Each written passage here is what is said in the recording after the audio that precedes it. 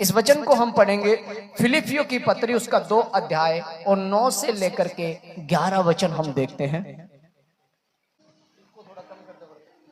इस कारण परमेश्वर ने उसको अति महान भी किया और उसको वह नाम दिया जो सब नामों में श्रेष्ठ है। इस कारण परमेश्वर ने उसको अति महान किया और उसको वह नाम दिया जो सब नामों में श्रेष्ठ है। सब नामों में श्रेष्ठ है। हाँ जी, आगे पढ़े। कि जो स्वर्ग में और पृथ्वी पर और जो पृथ्वी के नीचे है वे सब यीशु के नाम पर घुटना टेके। जो स्वर्ग और पृथ्वी के नीचे, आमीन। स्वर्ग जहां पवित्र स्वर्गदूत रहते हैं, पृथ्वी जिस पे हम रहते हैं, इसके नीचे भी कुछ दिया गया है, लिखा गया है। वह जिंदा का भी और मरे हुओं का भी परमेश्वर है। अब एक जिक्र आता है, ये जो तुम्हारा यीशु आज से 2000 साल पहले ही आया था, क्या इससे पहले धरती नहीं थी? क्या इससे पहले इंसान नहीं थे? फिर इनसे पहले भगवान कौन था? लिखा गया है जो उससे पहले सो गए, उससे पहले जो मर गए, उनका भी वही परमेश्वर है। जो पृथ्वी पे है, जो पृथ्वी के नीचे है और जो स्वर्ग में है, स्वर्ग का भी अधिकार उसी नाम को दिया गया है और जिसका नाम है यीशु मसीह। अति महान, सर्वश्रेष्ठ, सब नामों में सर्वश्रेष्ठ नाम दिया गया है। अब बात आती है परमेश्वर यीशु कैसे हुआ। हम तो सनातन धर्म के हैं। हमारा धर्म तो क्या है? सनातन है। हम क्रिश्चियन नहीं बनेंगे, हम ईसाई नहीं बनेंगे। किसने कहा ईसाई धर्म परमेश्वर का है? किसने कहा कि क्रिश्चियन परमेश्वर के लोग हैं? क्या क्रिश्चियन के अंदर कुकर्म नहीं होते? क्या वो लोग शराब नहीं पीते? क्या क्रिश्चियन बीड़ियां नहीं पीते? क्या गंदे काम नहीं करते? क्या ईसाई लोगों में ऐसा नहीं चलता? और जहां ऐसा चलता है तो फिर कोई भी धर्म क्यों ना हो, वो धर्म परमेश्वर का नहीं हो सकता। ना वो ईसाई धर्म, ना क्रिश्चियन धर्म। पर यीशु मसीह इस जगत में आया और उसको सब नामों में जो नाम दिया गया, वो नाम था यीशु मसीह। हर एक घुटना उसके आगे टिकेगा, क्योंकि वो सनातन काल का ईश्वर है, सदा काल का ईश्वर है। पर यीशु मसीह के आने से पहले जिसने यीशु मसीह को भेजा, उसका जिक्र आता है परम ईश्वर। क्या आता है? परम ईश्वर। और इस परम ईश्वर के बारे में जब हम पढ़ते हैं, उत्पत्ति की किताब उसका 21 अध्याय और 33 वचन में देखें, अब्राहम जिसको प्रतिज्ञा मिली कि मैं तेरे वंश को बढ़ाऊंगा और मैं तुझे सब जातियों का मूल पिता बनाऊंगा। और इब्राहिम ने बेरशेबा में झाऊ लगाया और वहां यहोवा जो सनातन ईश्वर है उससे प्रार्थना की। आमीन। क्या लिखा हुआ है? फिर अब्राहम ने बेसरपा में एक झाऊ का वृक्ष लगाया और वहां यहोवा नाम के विषय में मैं हर बार बताता हुआ आया हूं। जब भी बड़ी मीटिंग होती है मैं बताता हुआ आया हूं। आप कभी भी गूगल पे जाकर के यहोवा का विषय में सर्च मारोगे, यहोवा का मतलब क्या होता है, तो यहोवा का मतलब हिंदी में जो हमारी भाषा में लिखा हुआ आएगा वो ये आएगा, वह जो अस्तित्व में है। क्या आएगा? वह जो अस्तित्व में है, यानी कि जो आज भी मौजूद है, जो सदा से है, उसका मतलब ये बनेगा। और हिब्रू भाषा का एक शब्द है यहोवा, यहवे, योद हे वाव हे, 4 अक्षर बनते हैं। मैं हूं सो हूं, मेरे सिवा और कोई नहीं है। और सुनने में भी आया है, सनातन धर्म से बड़ा कोई धर्म नहीं है। Hallelujah, hallelujah. सनातन धर्म से बड़ा कोई धर्म नहीं है, और हमारा धर्म सनातन है, क्योंकि सनातन ईश्वर की पूजा अब्राहम ने की। उसकी जो कहता है मैं हूं सो हूं, मेरे अलावा और कोई, सृष्टि का रचने वाला परमेश्वर मैं हूं। अब जब हम सनातन ईश्वर के विषय में जान गए हैं, यहां पे लिखा हुआ है वह सनातन काल का ईश्वर, सदा काल का ईश्वर। अब जिक्र आता है प्रभु यीशु मसीह का। प्रभु यीशु मसीह क्यों आया इस धरती पे, किस लिए आया? एक बिचवाई दी गई है मनुष्य और परमेश्वर के बीच में। परमेश्वर ने जब आदम को रचा अपने समानता, अपने स्वरूप में, इक्वल। समानता का मतलब होता है जिसमें ऊंच नीच ना हो, जिसके विषय में कोई फर्क ना हो। जैसा खुद खाता है वैसा दूसरे को खिलाए, जैसा खुद दर्द महसूस करता है वैसा दूसरे का दर्द महसूस करे, उसको बोलते हैं समानता। स्वरूप, स्वरूप का मतलब होता है स्वभाव। जैसा परमेश्वर का अपना स्वभाव था, और परमेश्वर का स्वभाव था पवित्र, जिसमें कोई भी बुराई नहीं थी, कोई छल नहीं था, कोई कपट नहीं था। ऐसा आदम रचा गया, आपको और मुझको परमेश्वर ने रचा। और जब आदम को रचा, उससे संगति की एक सहायक बना करके दिया हव्वा के रूप में, जिसका नाम रखा गया जीवन। जन्मदायिनी, जीवन देने वाली, धरती को फैलाने वाली। और परमेश्वर ने कहा फलो फूलो और पृथ्वी पे भर जाओ।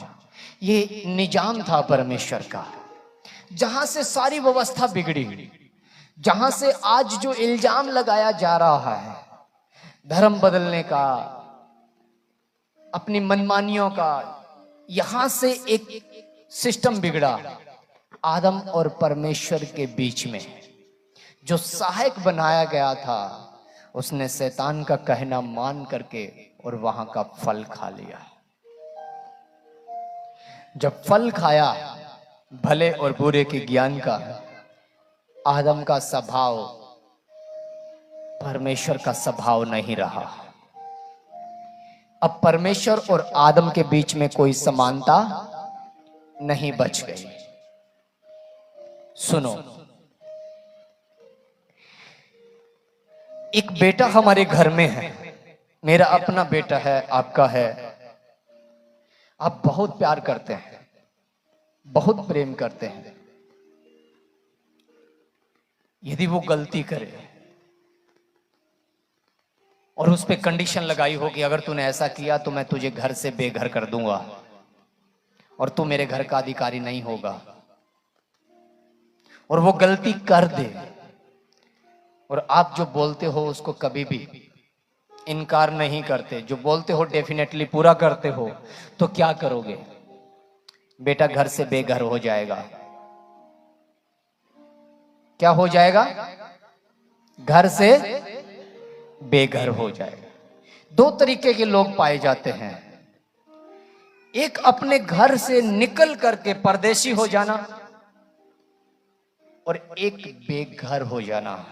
बहुत फर्क है, बहुत ज्यादा।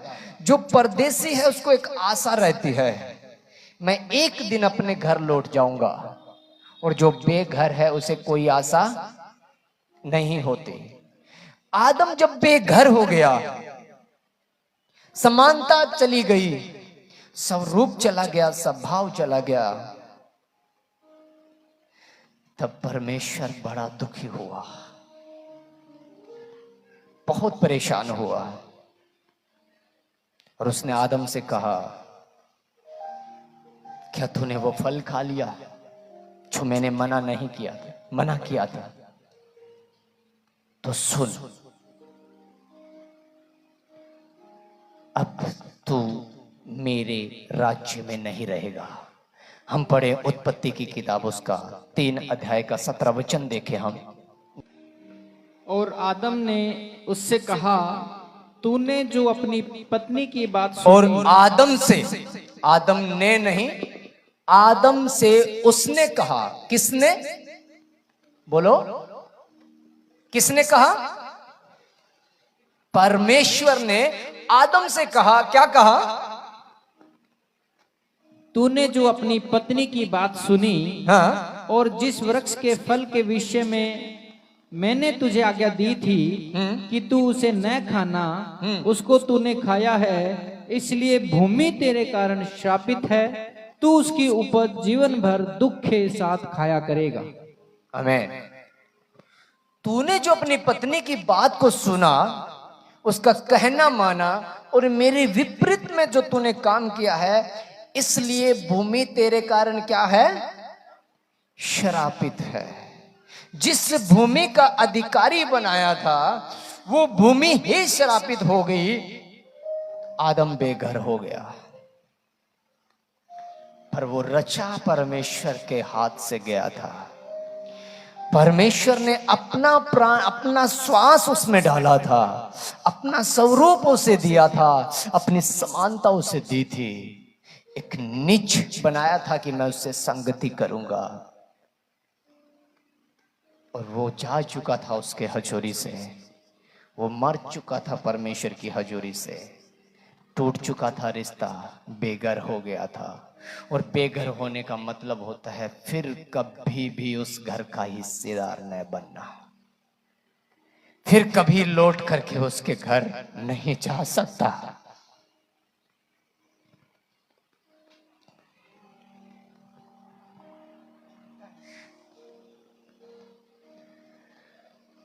एक 22 वचन और हम पढ़े।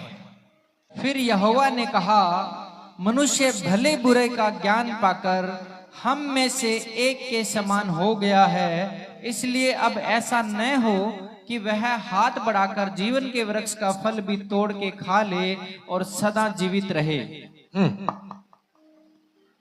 तब यहोवा परमेश्वर ने उसको अदन की वाटिका में से निकाल दिया कि वह उस भूमि पर खेती करे जिसमें से वह बनाया गया था। आमीन। इसकी साउंड थोड़ी और कम करता हूं, लैपटॉप की साउंड और कम करता हूं, ध्यान से सुनना। जब आदम ने पाप किया, परमेश्वर ने उसे निकाल दिया। अच्छा किया कि बुरा? हेलो, आपसे बात हो रही है। क्या परमेश्वर ने अच्छा किया? क्यों निकाला? आदम को अपनी हजूरी से क्यों निकाला? अन आज्ञाकारी के कारण। ब्रदर कह रहे हैं अन आज्ञाकारी के कारण। नो, अन आज्ञाकारी के कारण अगर परमेश्वर निकालता तो आज मैं उसके राज्य का नहीं होता। Hallelujah, hallelujah. अगर पाप की वजह से आदम को बाहर किया जाता तो फिर पाप के लिए यीशु मसीह कभी नहीं आता। क्यों निकाला? वो प्यार करता था, वो प्रेम करता था मुझसे, और वो जानता था जो बहकाया गया है वो मेरी समानता खो चुका है, वो मेरा स्वरूप खो चुका है, और मेरा इससे रिश्ता नहीं रह सकता क्योंकि मैं पवित्र हूं। ये अगर मुझे छुएगा भस्म हो जाएगा। और अगर आदम अदन में रहते हुए जीवन का पेड़ का फल खा गया, ये कभी नहीं मरेगा, और ये नहीं मरेगा तो कभी मेरे पास नहीं आएगा। हालेलुया।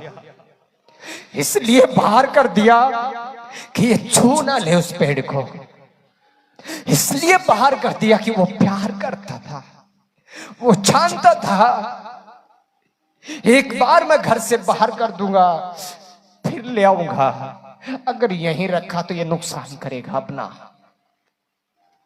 इतना प्यार करता है वो भी था हमसे। पापी आदम को उसने अदन से बाहर इसलिए किया कि वो जीवन का पेड़ ना छू ले, और वो बुराई में सदा सदा परमेश्वर से दूर रहता, कभी नहीं मरता।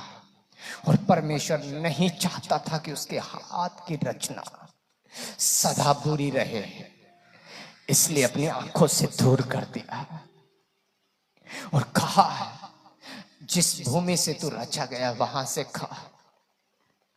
जब समय पूरा हुआ उसने एक बिछवाई बनाई। वो प्यार करता है ना हमसे। एक व्यवस्था दी उसने।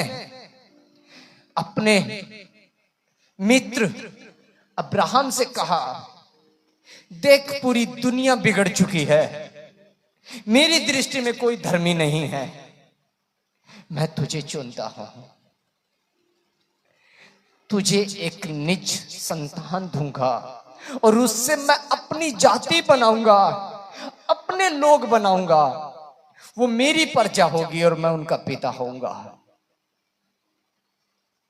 और तू मूल पिता होगा। पृथ्वी के सारी जातियां तुझसे आशीर्वाद पाएगी। तुझसे क्या पाएगी? आशीष पाएगी।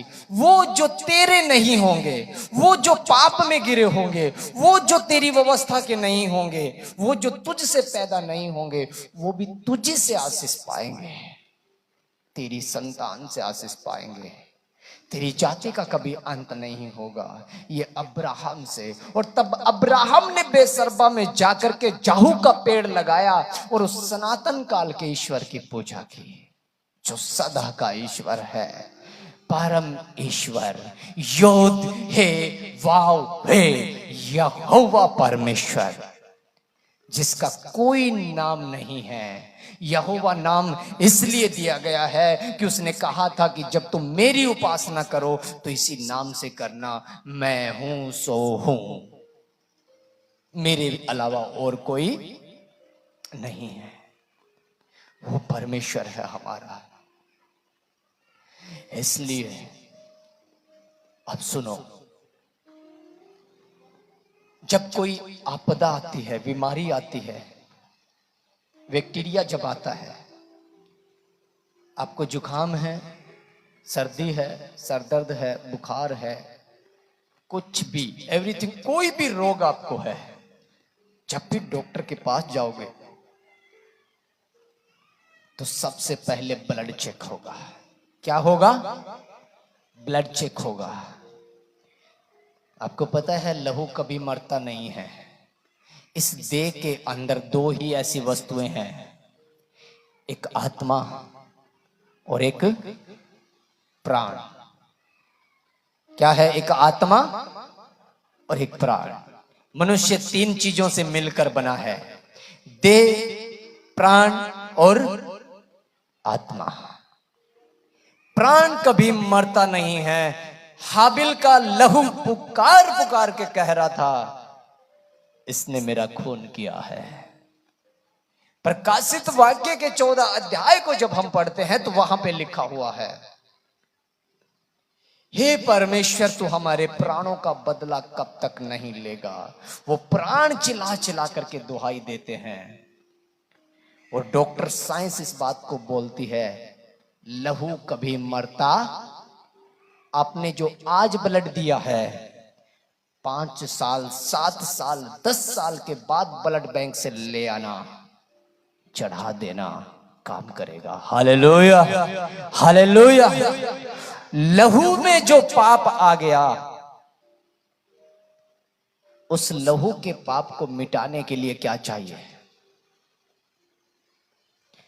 जब मनुष्य में प्राण ही तो है, प्राण के अंदर पाप आ गया आदम से सृष्टि रची गई। जो पैदा हुए वो आदम से हुए, तो हम आदम के वंश कहलाए। आदम वंश जो हुआ इस पृथ्वी पे, अब मां के गर्भ से पापी पैदा होता है, क्योंकि लहू में पाप है। और आप हैरान मानोगे इस बात को, मनुष्य बच्चा जब पैदा होता है, उसे अच्छाई सिखाने के लिए एक से एक बढ़िया क्लासें देनी पड़ती है, स्कूल देना पड़ता है, संगति देनी पड़ती है। और उसको बुरा बनाने के लिए कुछ देने की जरूरत नहीं है, मां के गर्भ से बुरा आया है। कभी सुना आपने चोरी की क्लासें लगती हो? सुना है? गाली निकालने के लिए सीखने की क्लासें कभी सुना है?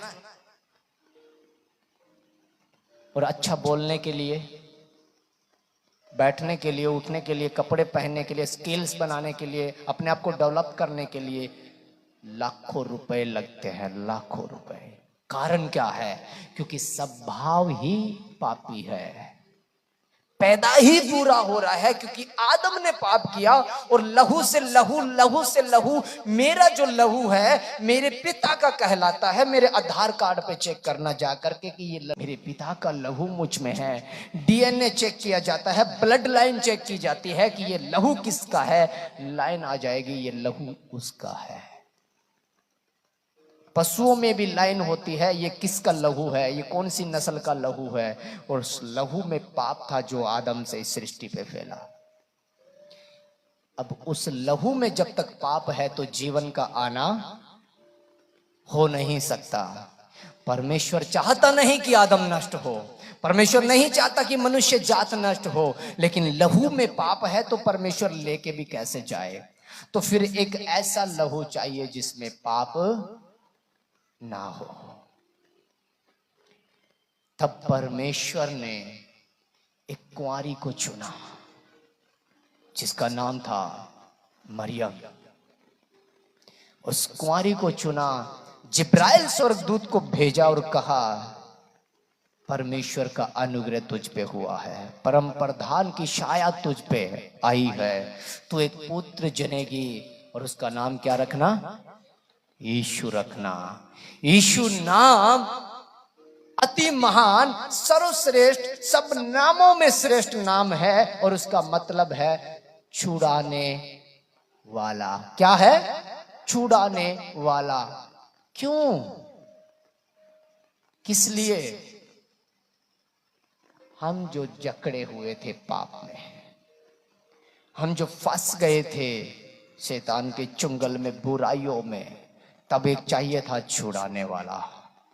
तब आया वो नाम, छुड़ाने वाला, यीशु मसीह। एक कुंवारी से गर्भवती उसने जन्म दिया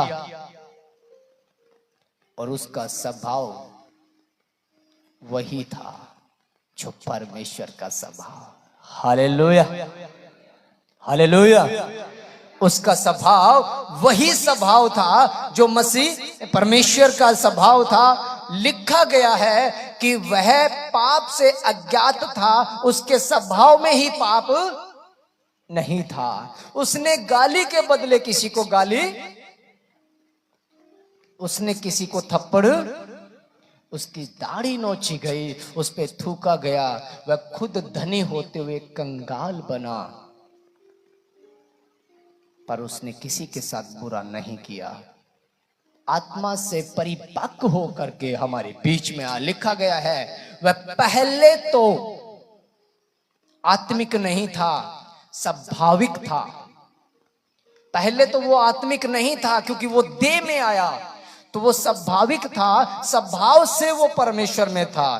फिर आज्ञा मानने के द्वारा क्या हो गया? आत्मिक हो गया। और आज्ञा थी वो लहू जो पवित्र है, क्योंकि पाप की मजदूरी तो मौत है। उसने अपना लहू बहा करके उस मौत को अपने ऊपर ले लिया।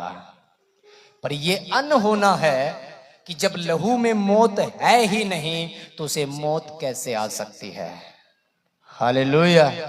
क्योंकि पाप की मजदूरी तो मौत है और उसके लहू में पाप है ही नहीं तो उसे मौत कैसे आ सकती है? पर उसने मौत को मात देने के लिए मौत को अपने गले से लगाया ताकि मेरी मौत उस पे आ जाए।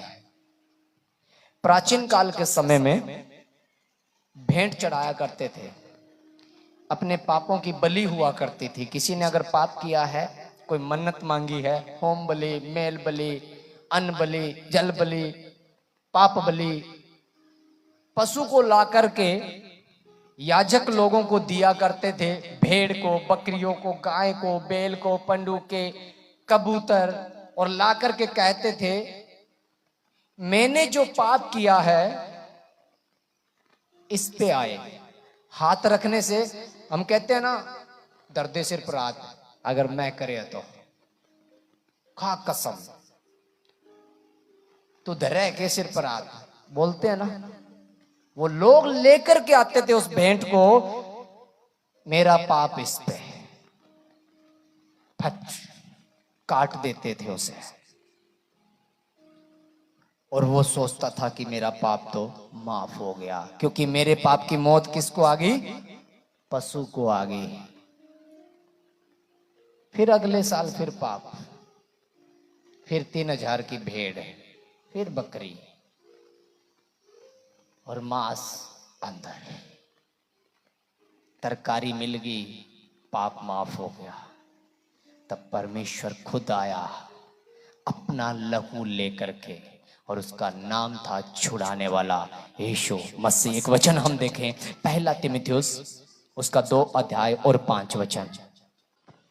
क्योंकि परमेश्वर एक ही है, क्योंकि परमेश्वर सबका मालिक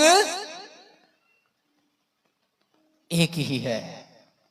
अब यीशु मसीह, पवित्र आत्मा, यहोवा, परमेश्वर, एलोही, सदनाई, अलसदाई, कुछ भी बोले, कुछ भी बोले, परमेश्वर एक है। आगे पढ़े। और परमेश्वर और मनुष्यों के बीच में भी एक बिचवई है। परमेश्वर और मनुष्यों के बीच में एक बिचवाई है।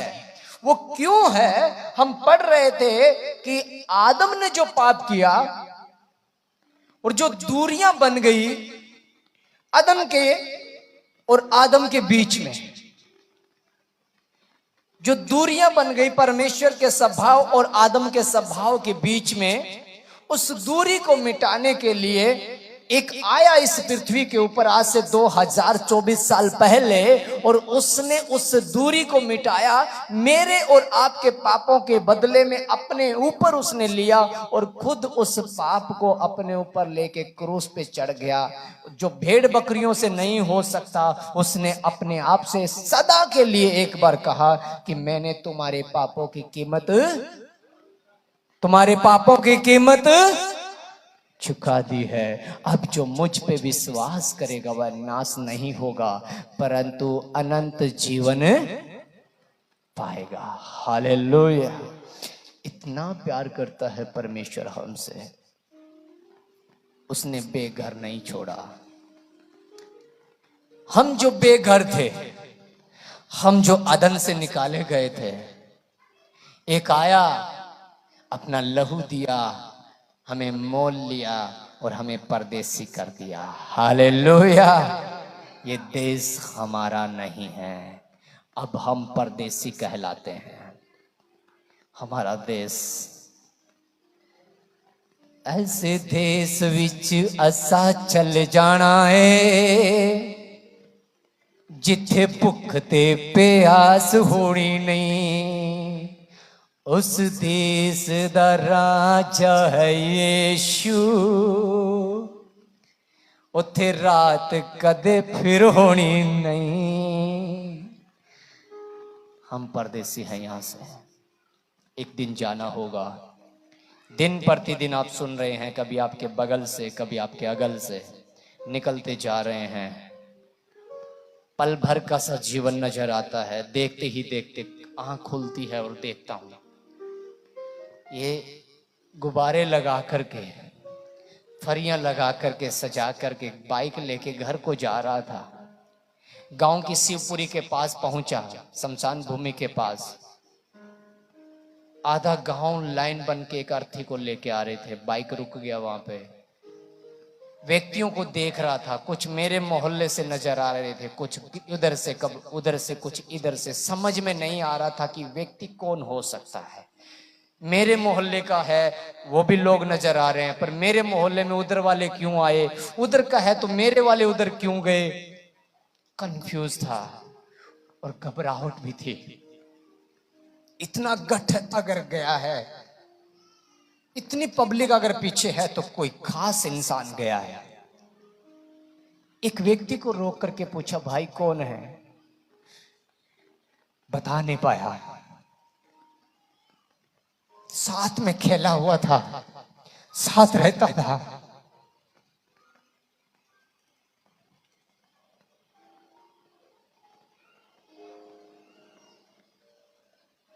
और उसने नाम लिया, अनूप चला गया। छोटी उम्र में, भाई कृष्ण से भी छोटा, शरीर से तगड़ा, फुटबॉल का प्लेयर, बहुत नाइस लड़का, पल भर में गया। हुआ क्या भाई? अटैक आया था, छोटी सी बच्ची छोड़ के चला गया। टूट गए थे। खुदा इतना सा है बस, निकले हैं, घर पहुंचेंगे कि नहीं।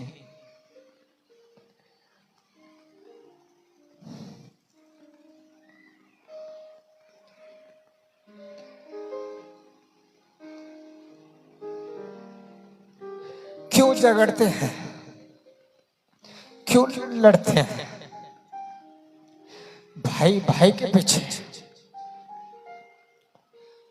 मां बेटी का झगड़ा है, पति पत्नी का है, कोई इज्जत की लड़ाई लड़ रहा है, कोई दीवार की लड़ाई, कोई जमीन की लड़ाई।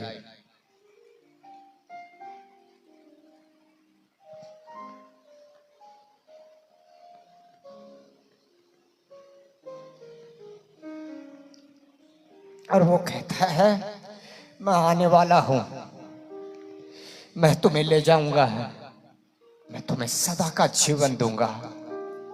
मेरे पास कॉल आती है रात को 1 बजे, 2 बजे, 4 बजे, पूरे इंडिया लेवल से। आपको पता है कि ये सेवकाई नेशनल लेवल पे चलती है। यूट्यूब चैनल है, फेसबुक पेज है, सब पे मेरे नंबर चले हुए हैं। कई जगह तो ऐसी जगह से आती है जिनकी भाषा मैं नहीं समझता, प्रार्थना के लिए। जितनी भी आज तक कॉल आई है, सारी की सारी देह के लिए आई है।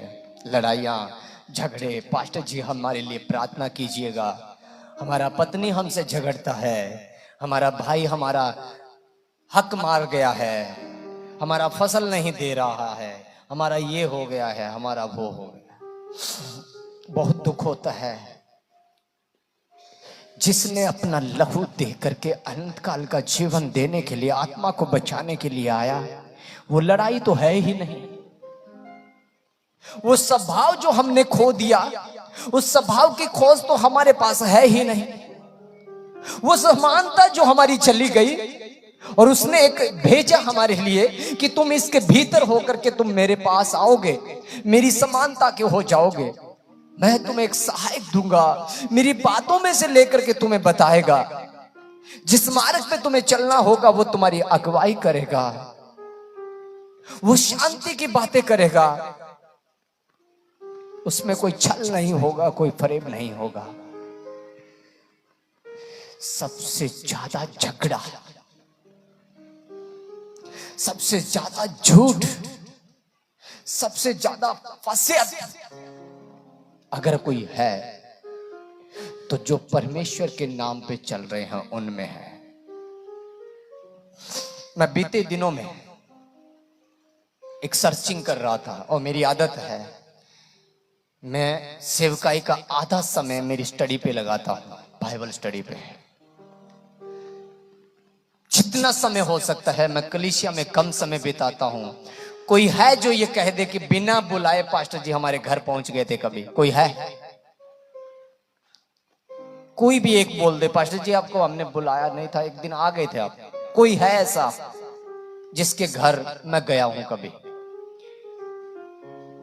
कोई है जिसने मुझे 10 बार बुलाया हो फिर भी मैं पहुंचा नहीं? कोई है ऐसा? बहुत बैठे होंगे जिन्होंने 5-5 बार मुझे कहा है पास्टर जी प्लीज आ जाओ, और नहीं मिला समय। ज्यादा समय मैं किसके साथ बिताना पसंद करता हूं? उस परमेश्वर के साथ। कभी किसी के अदर लोगों के घर, कलीसिया के घर एक्स्ट्रा में मैं नहीं जाता, कभी नहीं जाता, क्योंकि मुझे पता है परमेश्वर के वचन में लिखा है कि मेरा घर प्रार्थना का घर कहलाएगा। यदि घर प्रार्थना का कहलाएगा तो प्रार्थना के लिए प्रार्थना का घर होता है। ये बात अलग है कि पैसे के लालच में, चंद रुपयों के लिए क्यूआर कोड बना लिए, 10 मास मोबाइल पे शुरू हो गया, प्रार्थना मोबाइल पे शुरू हो गई, भक्ति एंड्रॉइड हो गई, परमेश्वर की एप्लीकेशन आ गई, स्वर्ग से सीधा कनेक्शन, पास्टर जी ट्रिंग ट्रिंग प्रार्थना कर दो। दुनिया में कहीं भी ऐसा सुनने को नहीं आता। कहीं भी लिखा गया है, आओ हम खुदा के घर को चले। दाऊद कहता है, मैं खुश हुआ जब मुझे ये कहने लगे कि आओ हम खुदा के घर को चले। जब हमारी प्रार्थना मोबाइल पे है, पास्टर जी गुदड़ा में पड़े है, 1 बजे फोन आ गयो, पास्टर जी प्रार्थना करियो, बकरी खुलागी, पावनी को लाग रही, हाथ में फोन है, बाजू ही जावा खेता मा कर, पास्टर जी आडा पड़े है, धन्यवाद धन्यवाद धन्यवाद।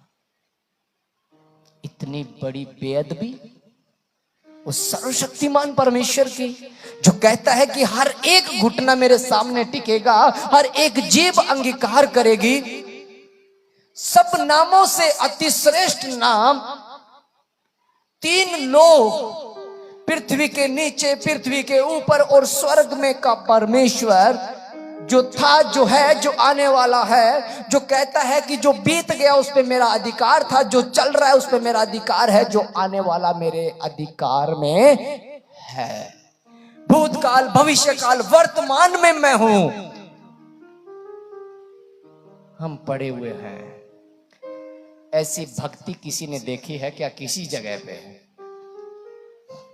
मैंने बर्फ के अंदर लोगों को फंसे हुए देखा है, जिसमें बाइबल कहती है उनको कोई आशा, लोगों के ईश्वर बोलते वो हिलडुल नहीं सकते। मेहनत इतनी होती है, सलूट करने को दिल करता है। बुजुर्ग स्त्रियों को मैं मेरे गांव में देखता हूं, जब मेरी आंख खुलती है सुबह 4 बजे, हाथ में डोलू लेकर के वो चल रही होती है। हर रोज सुबह, हर रोज शाम की रूटीन होती है उनकी, जबकि बाइबल कहती है उनको कोई आशा। हमारा परमेश्वर कहता है, देख मैंने तेरे गुनाह को मेरे ऊपर लिया है, अपना लहू दे करके मोल लिया है, मेरी इबादत कर, मेरा घर प्रार्थना का घर कहलाएगा। आज बीमार है, आज लाचार है। एक भाई मिला था मुझे, मैं नाम नहीं लूंगा, प्राइवेसी होती है हर किसी की। बीड़ी पीता है, कभी कभार शराब भी पीता है। मुझसे कहने लगा, पास्टर जी जब से हमने यीशु मसीह को माना है, हमारे घर के आगे शैतान कभी नहीं झुकता, कभी अंदर ही प्रवेश नहीं करता, हमारे बंधन टूटे हैं, हमें आजाद किया यीशु मसीह ने। मुझे तो पता था आजाद तो नहीं हुआ। आजाद होता तो फिर बीड़ी पिलाने वाला प्रभु का आत्मा तो नहीं है, शराब पिलाने वाला प्रभु का आत्मा तो, पर मैं चुप रहने वालों में से मैं भी नहीं हूं। कई लोग नाराज होके भाग गए यहां से, और कईयों को मैंने स्पेशली बोला भाग जाओ, सुनना पड़ेगा, क्योंकि फरेबी जीवन मुझे भी पसंद नहीं है। जो खुदा का वचन जो कहेगा उसे बोलना, उसने मुझसे कहा है चुप मत हो, कहे जा।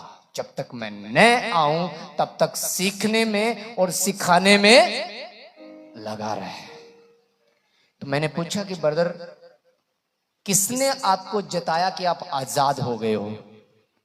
तो उसने मुझे गवाही दी कि मेरे अंदर दुष्ट आत्मा आती थी। हम चर्च गए रतिया में, पास्टर जी ने प्रार्थना की, उसके बाद में मेरे घर कभी दुष्ट आत्मा नहीं आई, मैं कभी भी हिल के नहीं गिरा। मतलब ये कैसे पता चला कि वो दुष्ट आत्मा यीशु मसीह ने निकाला था और आपको आजाद कर दिया?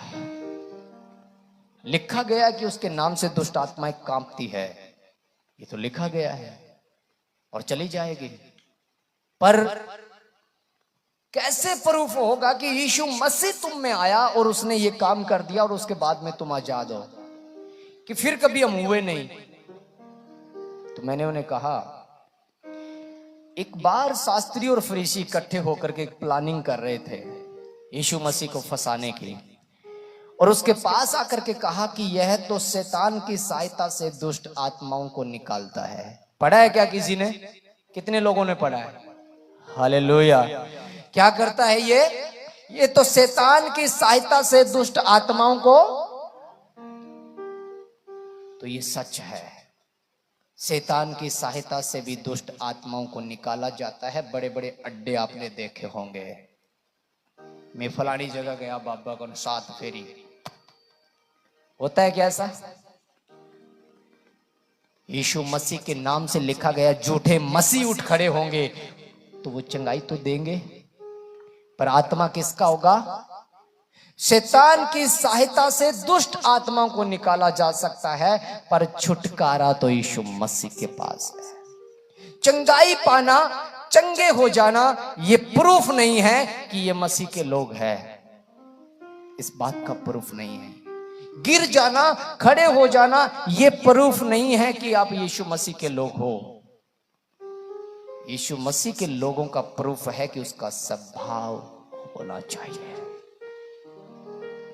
पवित्र आत्मा जब तुम पर आएगा तो तुम क्या करोगे? सामर्थ पाओगे। क्या पाओगे? सामर्थ पाओगे। और जिसमें प्रभु की सामर्थ होगी वो ज्योति की संतान होगी। हम में से आधे लोग तो ऐसे होंगे जो बाइबल घर में पढ़ रहे होते हैं और फुफ्फा जी आगे अचानक से पहले भाग के बाइबल छुपाएंगे, फुफ्फा जी आगे नाराज ना हो जाए, कहते पाछा ना चल जाए। 3 दिन हो गए मारे तो बुआ आ रही, प्रार्थना कौन कर सके, बुआ आज गई है जब बैठा। कुछ लोग तो ऐसे मसीहत में हैं। लिखा गया है जब पवित्र आत्मा तुम पे आएगा तुम क्या पाओगे? सामर्थ पाओगे। और खुदा की सामर्थ कभी ऐसी नहीं होती। लिखा है यदि ये चुप रहे तो पत्थर चिल्ला उठे। यूहन्ना ने कहा था इस बात पे घमंड मत करो कि तुम अब्राहम की संतान हो, परमेश्वर पत्थरों से भी अपने लिए संतान उत्पन्न कर सकता है। वो परमेश्वर और उसकी सामर्थ हम में है। और हम बाइबल छुपा के घूम रहे हैं, हम बीड़ियां पी रहे हैं, हम शराब पी रहे हैं, हम जर्दा लगा रहे हैं। किसने बोल दिया हम परमेश्वर के लोग हैं? वह शैतान आएगा, उस अधर्मी का आना उसकी सारी सामर्थ के साथ होगा जो ये कहेगा कि हाँ तू मसीह में है, पर वो होगा नहीं। दुष्ट आत्मा अलग है, शैतान का आत्मा अलग है, पवित्र आत्मा अलग है।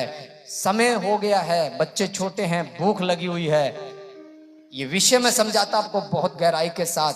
दुष्ट आत्मा मनुष्य का आत्मा नहीं है, दुष्ट आत्मा शैतान का आत्मा नहीं है। शैतान जो स्वर्ग से गिराया गया, दुष्ट आत्मा जो दानव मार गए थे इस पृथ्वी के ऊपर, नूह नबी के समय में जब पृथ्वी नष्ट हुई थी, लिखा गया तब धरती पे क्या रहते थे? दानव रहा करते थे। और कौन से दानव? वचन में लिखा है, परमेश्वर के पुत्रों ने देखा कि मनुष्य की पुत्रियां सुंदर है और उन्होंने जिससे चाहा शादियां कर ली और बच्चे पैदा किए। उनसे जो बच्चे पैदा हुए वो दानव कहलाए। क्या कहलाए? वो ना तो मनुष्य थे और ना ही स्वर्गदूत रह गए थे। वो ऐसे थे, पृथ्वी भर पे उन्होंने गंदगी मचा दी थी, पूरी पृथ्वी को बिगाड़ दिया, यहां तक कि जानवरों को नहीं छोड़ा कुकर्म करने में। तब परमेश्वर ने कहा कि इस पृथ्वी को नष्ट करने का सवाल खड़ा हो गया है। जब इस पृथ्वी को नष्ट किया गया तो जितने लोग मरे थे उनमें से दानव, उनकी दुष्ट आत्माएं आज भी काम करती है। और इस वचन में लिखा गया है, हमारा मल्ल युद्ध मांस और लहू से किससे है? किसकी शक्तियों से? आकाश की शक्तियों से और उस दुष्ट की सारी सेना से, अधिकारी से, प्रधानों से। अलग अलग लिखा गया है,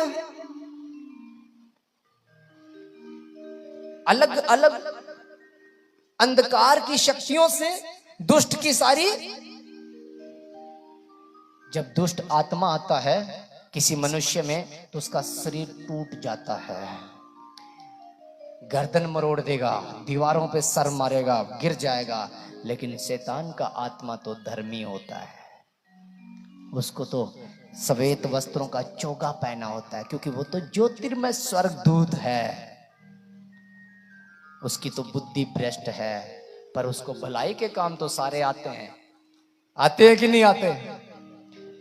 शैतान को वर्शिप करनी आती है कि नहीं आती? लिखा गया है ना, वो महिमा का दूत था, वर्शिपर था। तो भजन गीत गाने वाला क्या कहोगे आप? इब्लिस का भी तो हो सकता है, क्या वो नहीं गा सकता? मसीह में होना इतना आसान नहीं है। मसीह में होने के लिए उसका स्वभाव चाहिए। हम दीन हैं क्या? नम्र हैं? धन्य है वे जो मन के या तन के? मन के लिखा है या तन के? क्योंकि मन का दीन जरूरी है। तन में तो लिखा गया चौकस रहो, अपने और अपने झुंड की रक्षा करो। मुझे आता है गुस्सा, आपने देखा होगा, मैं अपने एक एक बच्चों की इन पे भी डांट देता हूं, कई बार थप्पड़ पड़ जाते हैं बच्चों को। आता है मुझे गुस्सा, पर उस गुस्से में पाप नहीं आता।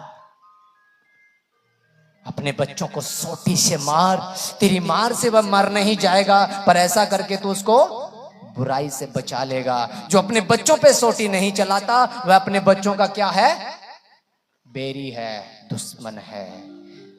गुस्सा आना चाहिए, पर उस गुस्से में पाप। इसलिए मन का दीन बनो। धन्य है वे जो नम्र है, धन्य है वे जो शोक करते हैं, धन्य है वे जिनके मन शुद्ध है, धन्य है वे जिनके होठों के नीचे उड़ता पंछी है। ऐसा है क्या? है क्या ऐसा? क्या तुम नहीं जानते तुम परमेश्वर का मंदिर हो? जो परमेश्वर के मंदिर को नष्ट करेगा, परमेश्वर उसे नष्ट करेगा। तो ये मंदिर कैसे हो सकता है, कैसे खुदा का आत्मा उसमें काम कर सकता है यदि जर्दा लगाता है। पास्टर लोग प्रचार करते हैं, फिर जर्दा लगाते हैं, शाम को पुगवा लगाते हैं। लिखा गया है, तीमुथियुस को बोला था कभी कभी लगा लिया कर। तीमुथियुस को बोला गया था, तीमुथियुस ने बेंते भी खाई थी, तू खा लिया कर,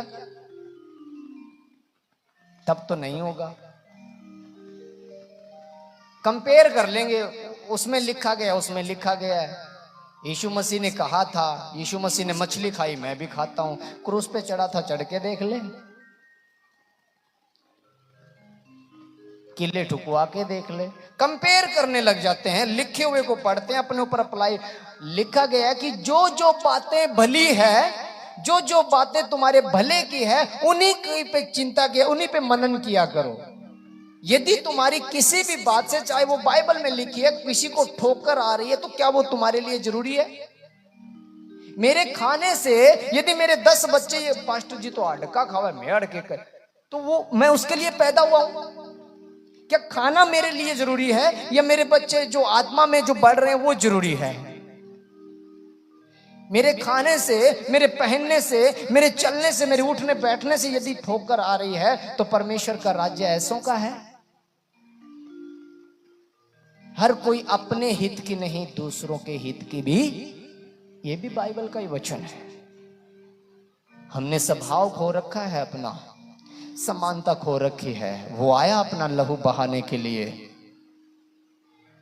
अपना स्वभाव देने के लिए, समानता देने के लिए। उसने हमें परदेसी बनाया है। हम बेघर थे, हम उजड़ चुके थे, हमारे पास कोई जीवन नहीं था, कोई आशा नहीं थी। कौन कह सकता है कि बिना यीशु के कोई जीवन है? अरे जाकर के देखो, जहां जहां से तुम लोग निकल करके आए हो, किसी में ऐसी आशा है कि कोई आएगा तुम्हें ले जाने के लिए? जाकर के पृथ्वी पे निगाहें तो डालो, पढ़ के तो देखो, समझ के तो देखो, कोई है जिसने ये कहा था कि मैं जाता हूं फिर से आऊंगा? हालेलुया। इस धरती पे जिसका कोई पिता नहीं है, और उसने हमसे कहा था इस पृथ्वी पे किसी को अपना पिता मत कहना। वो जो जन्म देने वाला है वो देह का पिता है, आत्मा का नहीं है। हमारा आत्मा का पिता एक है जो स्वर्ग में है। हम तो उसके बेटे और बेटियां हैं। हमें उसके स्वभाव में चलना है। हमारा धर्म उसकी धार्मिकता है। हमारा धर्म सनातन धर्म है। हम नहीं जानते किसी ईसाई को। मैंने बलात्कार होते देखे हैं। मैं नहीं जानता किसी क्रिश्चियन को। मैंने धंधा करते हुए देखे हैं, बिजनेस करते हुए पंजाब भरा पड़ा है।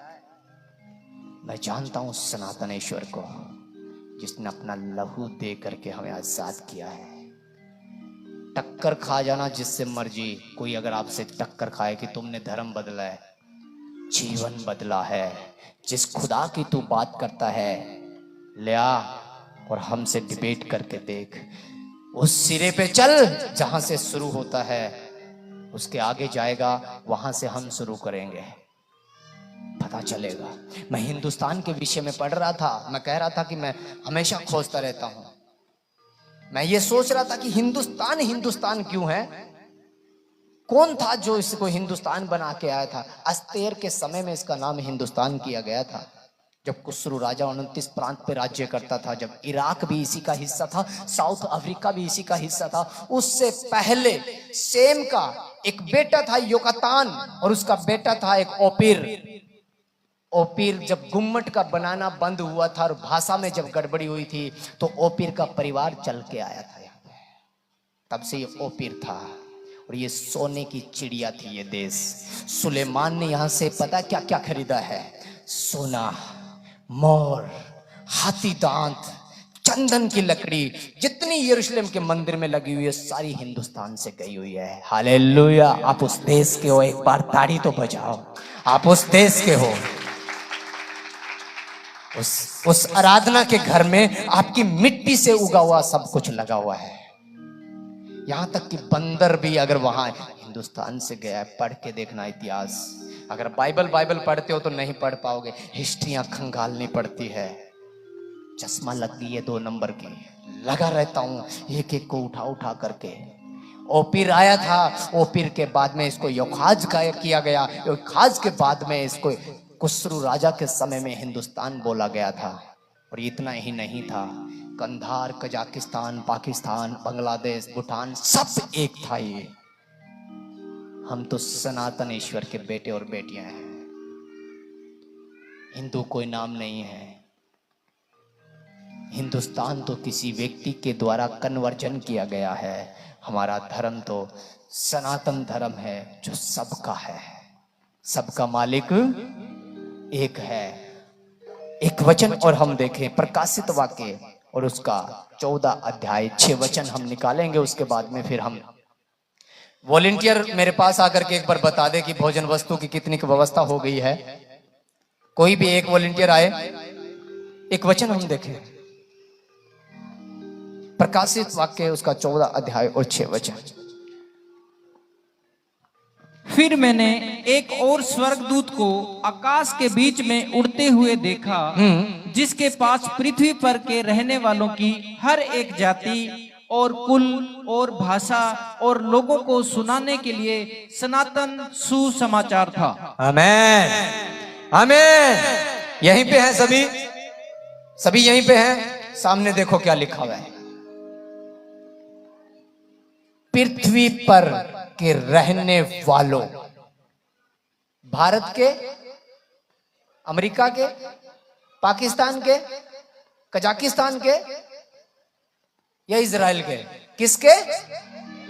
पृथ्वी पर के रहने वालों की हर एक जाति, चाहे वो युगांडा से है, चाहे तंजानिया से है, काला है, गोरा है, चिट्टा है, बोना है, लंबा है, चौड़ा है, कोई भी एवरीथिंग, कोई भी मनुष्य जात जो इस पृथ्वी पे पैदा हुई है, सब जाति, कुल और सारी भाषा, चाहे वो पंजाबी है, कन्नड़ है, तमिल है, फ्रांसीसी है, जैसी मर्जी भाषा इस पृथ्वी के ऊपर बोली जाती है, क्योंकि गड़बड़ भी थी उसी ने डाली थी।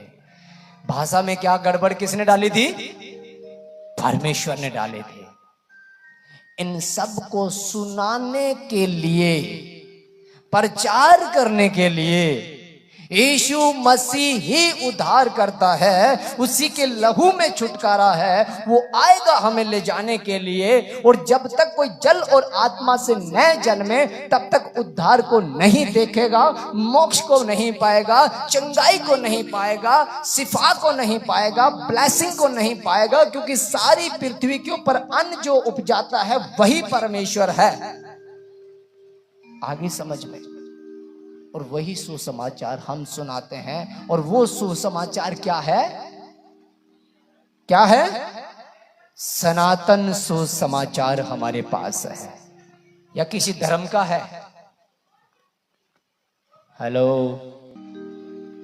सब लोगों को सुनाने के लिए एक ही सुसमाचार है, और वो है मनुष्य ने अपना स्वभाव खोया है, अपनी समानता खोई है, अदन से बाहर आया है।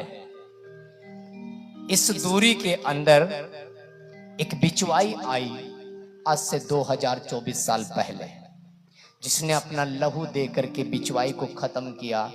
एक कथा बनाई, और उस कथा का नाम है क्रूस की कथा। दुनिया आपको घटना बताएगी। दुनिया क्या बताएगी? घटना घट गई थी आज से 2024 साल पहले, क्रूस पे यीशु मसीह को टांग दिया था। ये कथा है, और कथा गाई जाती है, कथा सुनाई जाती है। क्रूस की कथा हम उद्धार पाने वालों के लिए सुगंध है, और मूर्खों के लिए नाश होने का कारण है। पढ़ा है क्या पास्टर जी? लिखा है क्या ऐसा बाइबल में? क्रूस की कथा लिखा है क्या? कितने लोगों ने पढ़ा है? हालेलुया। ये कथा है जो आप सुन रहे हो, और इस कथा को ऐसे नहीं सुना जाता कि भेड़ बकरियों की गवाही लेके आएंगे, बताएंगे पास्टर जी हमारे 3 बच्चियां दिया, तीनों ही जीवता है। ये नहीं है कथा। खुदा ने मुझे छुआ, मेरा हत्ते परिवर्तन हो गया। मैं जो पहले दूर था, मैं स्वभाव में पापी था, मेरे अंदर छल कपट की आत्मा थी, वो चली गई। अब जो है वो परमेश्वर का आत्मा है। एक दिन जाना है, आज की रात लास्ट है। कल के विषय में डींगे मत मार, क्योंकि लिखा है कल तो नहीं जानता क्या होने वाला है। आज ही का दुख काफी है। कमाना है, दबा के कमाना है, मेहनत करके कमाना है। जितना कमाया जाता है उड़ाना नहीं है, सजो के रखना है। लिखा गया है जो बच गया उसे बटोर लो। उड़ाने के लिए खुदा ने कभी नहीं कहा। अपने बच्चों के भविष्य के लिए, कि जब परीक्षाओं का दौर चले तो वो धन तुम्हारी सहायता करे।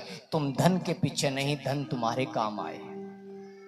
तुम धन के ऊपर मत, पहले तुम धन कमाओ, फिर धन की रक्षा के लिए लोगों को रखो, फिर लोग धन के लालच में तुम्हें मार दे और धन लेके भाग जाए। सुबह पेपर में आए नौकर ने मार दिया मालिक को। किस काम का है धन? कमाओ पर उसकी हजूरी से अलग मत हो, उसके पाक पवित्र आत्मा से अलग मत हो। वो सदा का ईश्वर है, वो सनातन काल का ईश्वर है, और हम उसके सब बेटे और बेटियां हैं। प्रभु आप सबको आशीष दे, सबको ब्लेस करें। आइए हम अपनी आंखों को बंद करें, बैठे रहें सभी।